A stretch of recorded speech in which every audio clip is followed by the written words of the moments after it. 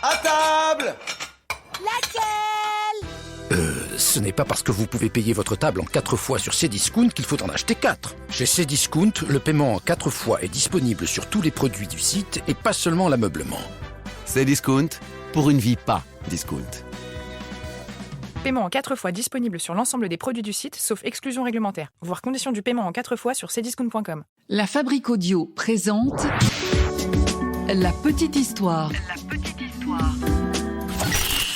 www.lafabriqueaudio.com. On part se promener aujourd'hui au cimetière du Père Lachaise. Au Père Lachaise, il y a une intrigante sépulture en forme de dolmen. Une tombe qui est d'ailleurs considérée comme étant la tombe la plus fleurie du cimetière. Peut-être que vous y êtes déjà passé devant. C'est celle du fondateur du spiritisme, Allan Kardec. Et si vous y êtes allé au Père Lachaise, vous avez peut-être été témoin de scènes étranges. Ouais, des gens, des visiteurs qui touchent la nuque du buste de Kardec. Un buste qui se trouve à cet endroit-là, juste devant la tombe. Et puis il y a également celles et ceux qui touchent le dos du dolmen. Mais au juste, pourquoi ils font ça, hein? Arrêtez! Je vais vous le dire tout de suite, car aujourd'hui on va se faire la petite histoire d'Allan Kardec. Vous êtes maintenant ici, et quoi qu'il arrive, vous ne pouvez plus reculer. Salut tout le monde, bienvenue dans un nouvel épisode de la petite histoire du paranormal. Je suis Florent Mounier, j'ai écrit cet épisode de la petite histoire pour vous et c'est Sébastien Girard qui l'a réalisé. Si vous aimez ce podcast, n'hésitez pas comme d'hab à aller donner une note, un commentaire, la petite histoire sur iTunes, Apple Podcast et sur Spotify. Je vous le disais donc, aujourd'hui on se balade dans les allées du cimetière du Père Lachaise. Et ce cimetière, c'est la dernière demeure d'Allan Kardec. Allan Kardec, ce n'est ni plus ni moins que le fondateur du spiritisme. Ouais. Son œuvre la plus connue, c'est le Livre des Esprits. C'est un bouquin qui fait partie des livres les plus lus au monde après la Bible. Alors Allan, lui, il est né en France, à Lyon, en 1804. Je dis Allan, Allan Kardec, c'est le pseudonyme de Hippolyte Léon Denisard Rivail. Vous préférez qu'on l'appelle Allan ou Léon ? C'est comme vous voulez. Allez, va pour Allan. Alors le père d'Allan, lui, c'est un avocat. Et la mère d'Allan, elle a également un lien avec les avocats puisqu'elle est la fille d'un avocat et notaire royal. Allan, c'est aussi le troisième d'une fratrie de 4 enfants. Sauf que les 2 aînés sont morts en bas âge, comme souvent d'ailleurs à l'époque. Il s'agissait d'Auguste et de Marie. Allan, lui, quand il est jeune, il va à l'école primaire jusqu'à ses 10 ans, puis la famille l'envoie finalement terminer ses études à l'étranger. Parce qu'à l'époque, ça commence à chauffer avec les troubles du Premier Empire. Et donc, du coup, on l'envoie dans un château. On est au bord du lac de Neuchâtel. Là-bas, il est interne. Dans cette école mutuelle, il apprend avec d'autres jeunes gens de la bonne société européenne plusieurs langues, des langues vivantes comme l'anglais, l'allemand, le néerlandais. Et c'est marrant parce que vous allez voir que au fil des années qui se déroulent, la vie d'Allan va être assez variée. Par exemple, en vrac, mais je vous le dis quand même, il a été régisseur de spectacles d'illusion. Ouais, il s'est occupé des spectacles d'un grand illusionniste. Il a aussi été directeur à Paris d'un grand magasin qui vendait des articles de contre-marque. C'était l'enseigne Bazar des Bons Marchés. Et puis, Allan, il a travaillé dans le milieu de l'édition, des bouquins. Allez, on reprend dans l'ordre sa vie à Allan. Allan, il n'a que 16 ans quand il s'installe à Paris. Et c'est à ses 20 ans qu'il ouvre, au 35 rue de la rue de Sèvres, un cours privé. Une école en quelque sorte fondée sur les méthodes de Pestalozzi. Alors c'est qui Pestalozzi ? Johann Henrik Pestalozzi, né le 12 janvier 1746, Zurich. Un pédagogue, éducateur et penseur suisse de l'époque. Et surtout le pionnier de la pédagogie moderne. Alors pour en revenir à notre star du jour... C'est Allan Kardec, je vous le rappelle. Lui aussi, il va publier de nombreux ouvrages de pédagogie, dont l'un d'eux d'ailleurs reçoit un prix, le prix de l'Académie royale d'Arras. Côté vie perso, c'est en 1832 qu'Allan se marie. Il épouse Amélie Boudet, une institutrice qui travaille avec lui dans son école. Mais rapidement, ça ne va pas à l'école qui manque de moyens, de financement, et donc Allan doit prendre la lourde décision de la fermer, cette école. Et alors pour arrondir ses fins de mois, il devient du coup traducteur. Il se met à traduire des textes allemands, et lui-même d'ailleurs il publie aussi des manuels. En parallèle, il donne aussi des cours de chimie, de physique, d'astronomie, mais ça c'est pour son plaisir, il le fait gratos. Puis, un jour, on va le solliciter, Allan, pour superviser des séances de table tournante. Alors les adeptes du spiritisme qui nous écoutent savent bien de quoi il s'agit.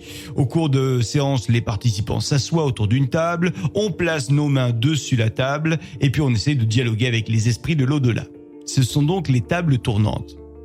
Alan ne connaît pas bien le principe à la base, mais il va commencer à s'y intéresser à cette pratique. Une pratique qui nous vient des États-Unis. Et ça l'intéresse tellement, Alan, qu'il renouvelle l'expérience dans des cercles parisiens plusieurs fois, plusieurs reprises, il revient. Il devient de plus en plus adepte de cette pratique, si bien qu'il commence lui-même à devenir un petit peu the référence dans le tout Paris. On l'appelle même de temps en temps pour venir mettre de l'ordre dans les communications entre les vivants et les esprits. Et notre Alan, lui, il se met ainsi à converser avec toutes sortes d'esprits. Et c'est donc ça qu'il va appeler lui-même le spiritisme. C'est lui l'inventeur du spiritisme.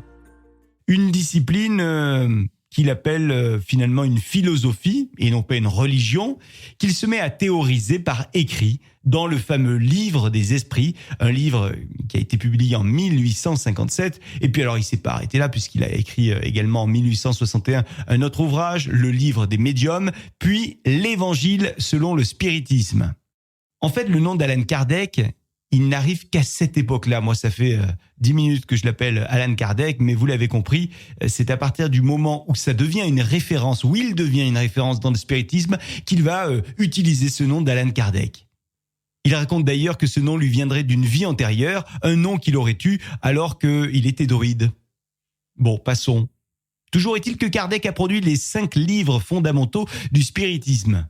Des livres qui sont d'ailleurs continuellement réédités, même à l'heure qu'il est.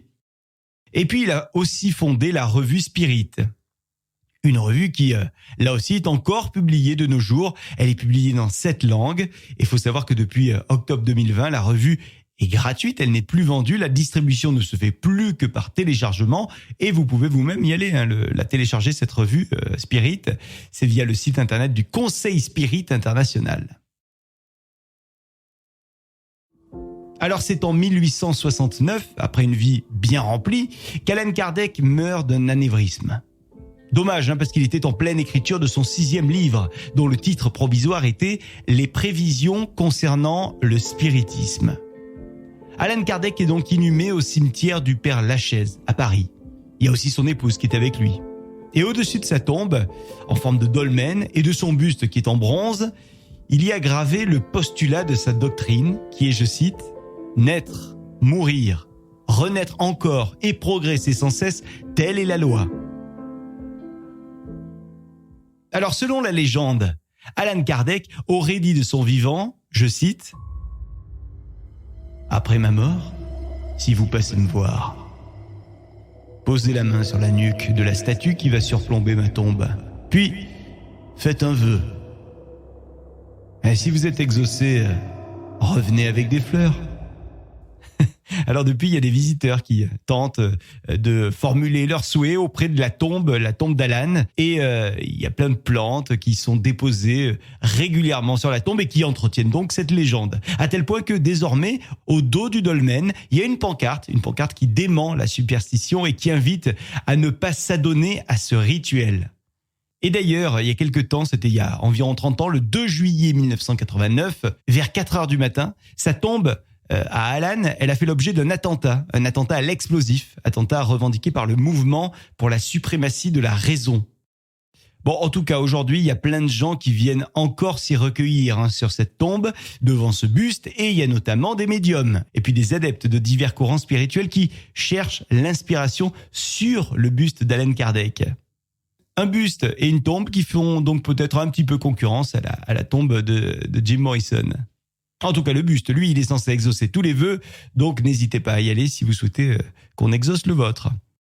Et alors, il faut savoir que le nom d'Alan Kardec résonne encore dans le monde entier actuellement, avec plein d'associations et plein de centres spirites qui portent aujourd'hui le nom d'Alan Kardec. Et d'ailleurs, ces assos, ces écoles, elles perpétuent son enseignement. Et c'est le cas d'ailleurs surtout au Brésil, où il est encore l'un des auteurs français les plus lus. Et il y a même des députés brésiliens qui ont voulu lui dédier une séance de l'Assemblée nationale pour commémorer les 200 ans de sa naissance. Et puis toujours au Brésil, il y a 4 timbres qui ont été édités avec sa trombine dessus. La vie de Kardec a donc largement influencé la culture brésilienne. Là-bas, c'est une véritable star. Ils ont même sorti il y a quelques années un biopic, un film intitulé Kardec, film qui a été diffusé sur Netflix. Aujourd'hui, dans le monde entier, il y a aussi des rues, il y a des places, il y a même des écoles qui sont baptisées du nom d'Allan Kardec. Voilà pour cette petite histoire paranormale que j'ai eu le plaisir d'écrire et que Sébastien Girard a mixé pour vous. Merci de l'avoir écouté. Si cet épisode vous a plu, la seule chose qu'on vous demande, c'est de liker, partager, commenter sur les réseaux sociaux et sur les plateformes de podcast. À dans un mois avec une autre petite histoire. Et si vous avez envie qu'on parle d'un personnage en particulier, dites-le nous, faites-le nous savoir, contact@lafabriqueaudio.com et sur tous les réseaux sociaux. La Fabrique Audio présente La petite histoire. Vous souhaitez devenir sponsor de ce podcast ? Contact @lafabriqueaudio.com. Et je vous rappelle que la Fabrique Audio accompagne les marques, les entreprises et les collectivités. On crée pour vous ou avec vous, en vous accompagnant. Donc si vous avez envie d'en savoir plus pour imaginer ensemble un contenu audio à votre image, n'hésitez pas, vous nous envoyez un petit mail, contact@lafabriqueaudio.com. Et puis pareil, si vous souhaitez diffuser ce podcast sur votre radio, par exemple, il y a pas mal de web radios qui diffusent cette émission, n'hésitez pas, contact@lafabriqueaudio.com. Tout savoir sur l'offre Hello Business de Hello Bank. Caroline Le Hérisset, directrice France de Hello Bank, quel est l'un des points forts de votre offre Hello Business pour les indépendants ? La Hello Team Pro, notre service client formé aux problématiques des indépendants. Vous savez, un indépendant doit pouvoir compter sur sa banque. Et joindre un conseiller par téléphone, ça peut changer beaucoup de choses. Et pour les détails, c'est sur hellobankpro.fr. Offre soumise à tarification et conditions d'éligibilité. Hello Bank est une marque de BNP Paribas 662 042 449 RCS Paris.